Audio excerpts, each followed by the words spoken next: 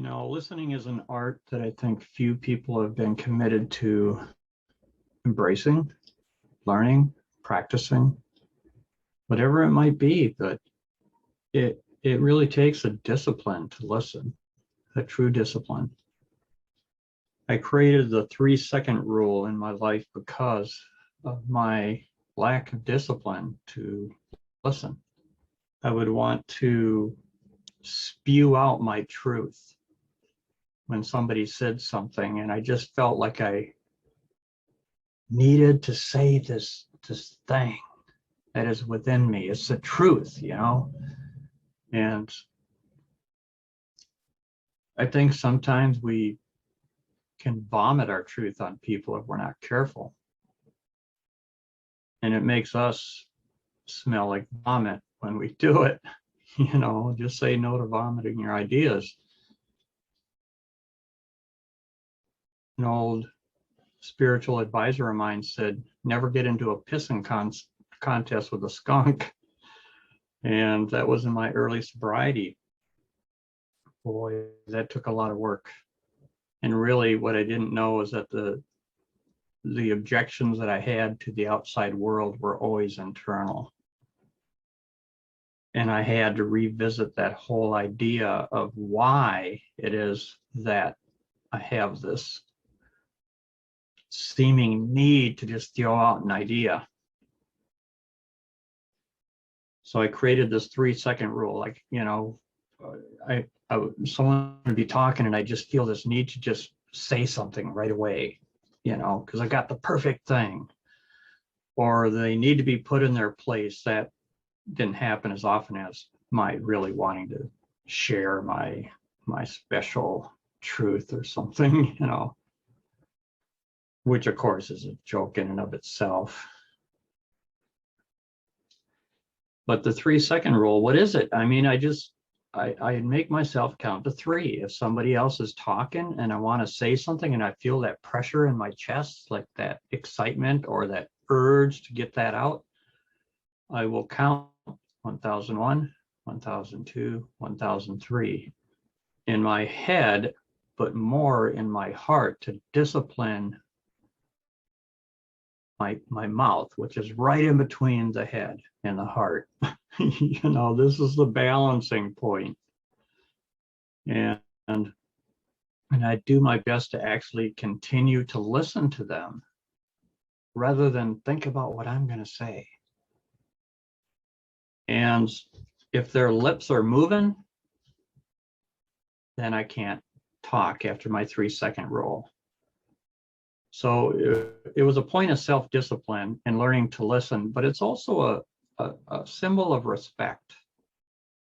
You give that other person who is speaking the time to process their ideas. And sometimes we get in a hurry because we're afraid we're not going to be heard. And so we just feel like we got to throw it out there real quick or we'll never be heard because the other person wants to interject their ideas.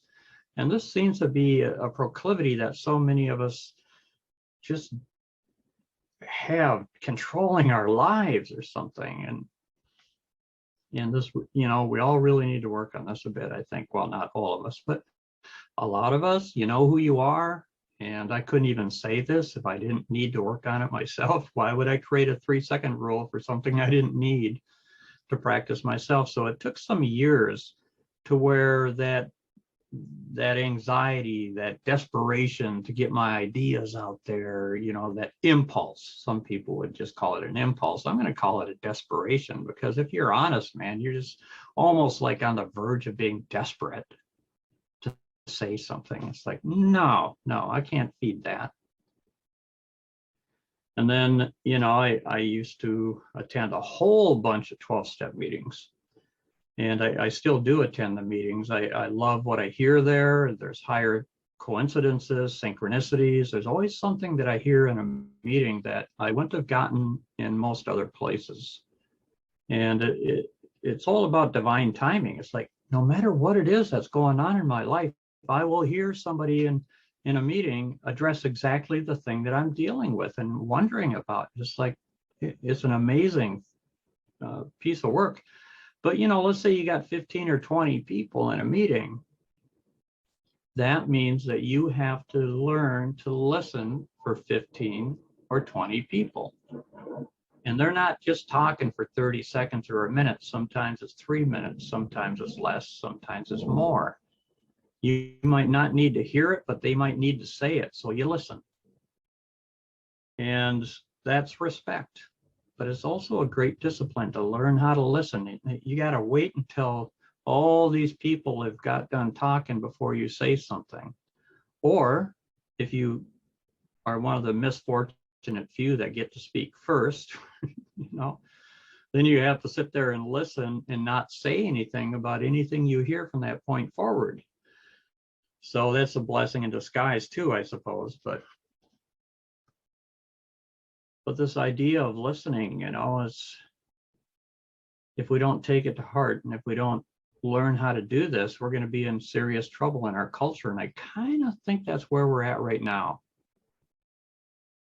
I learned, I don't know if it was from a professor or from reading a book or where, but when I was in my teens, I somehow came across this idea that if you don't study the opposing view to the one that you embrace, the one that you believe in, if you don't study that which is diametrically opposed to the idea you believe in, then you don't know your own idea. Unless you research both parts of an idea, both polars, you won't understand your side of it.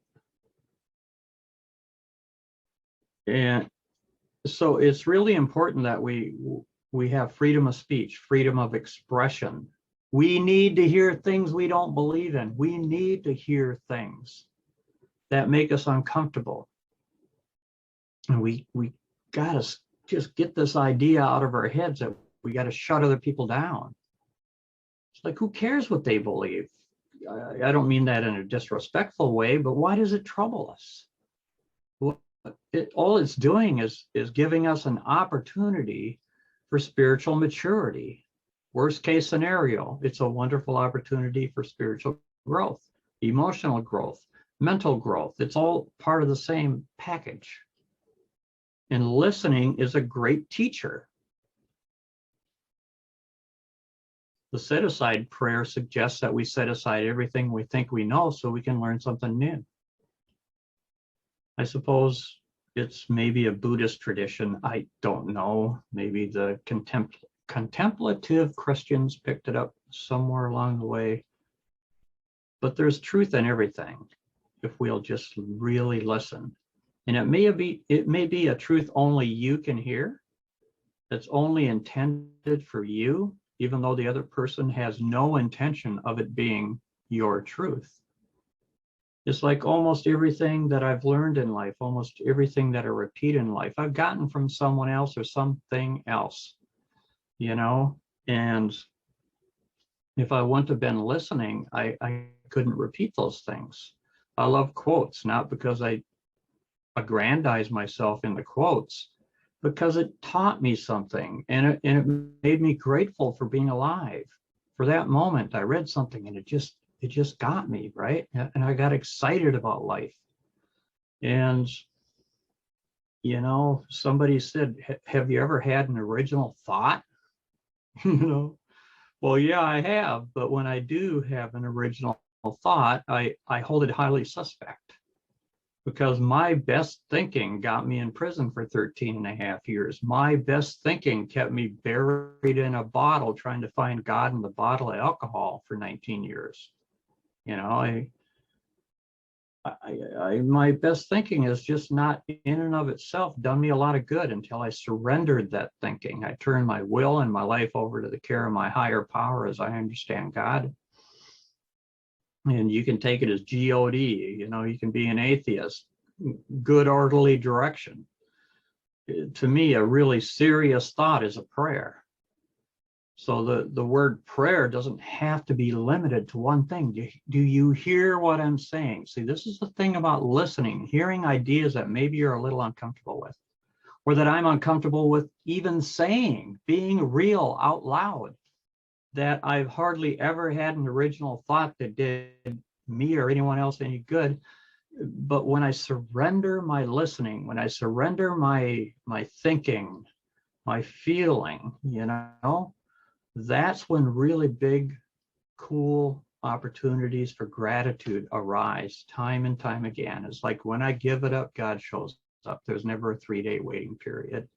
It's not take a fucking ticket, buddy, and get in the back of the line, and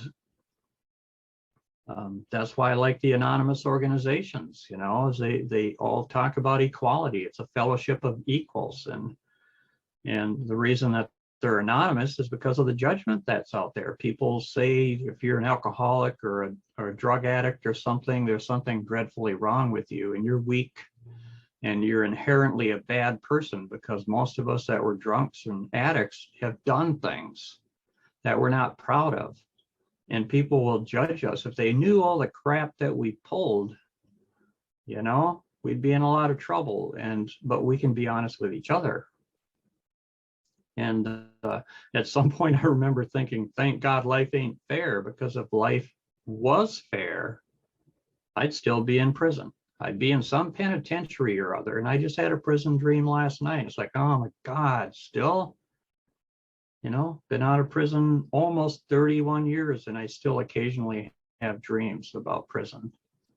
So, but I guess really what I'm trying to get at here is I'm hoping that people will really respectfully listen to points of view that they abhor, and remember the true value of freedom of speech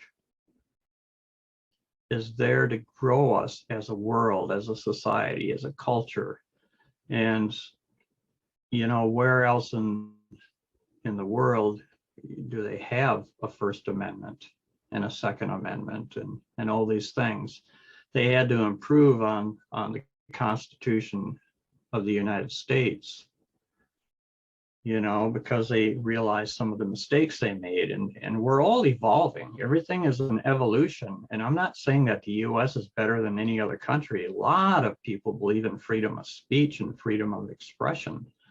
It just so happens like we created laws and amendments to the Constitution about it because, like the 3-second rule, we needed it.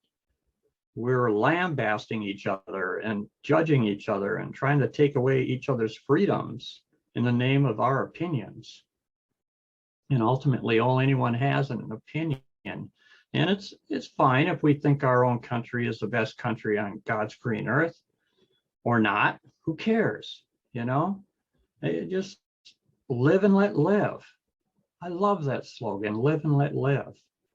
Let go, let God is another good one for me.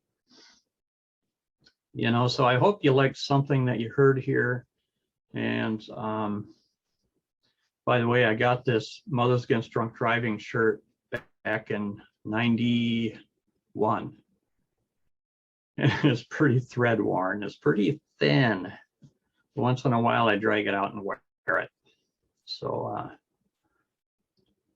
go find somebody who feels alone, who feels like their voice isn't being heard, who feels like they don't matter, and let them know they matter. Let them know they are loved. Be the one that's the more loving one. Peace out, y'all. Love you.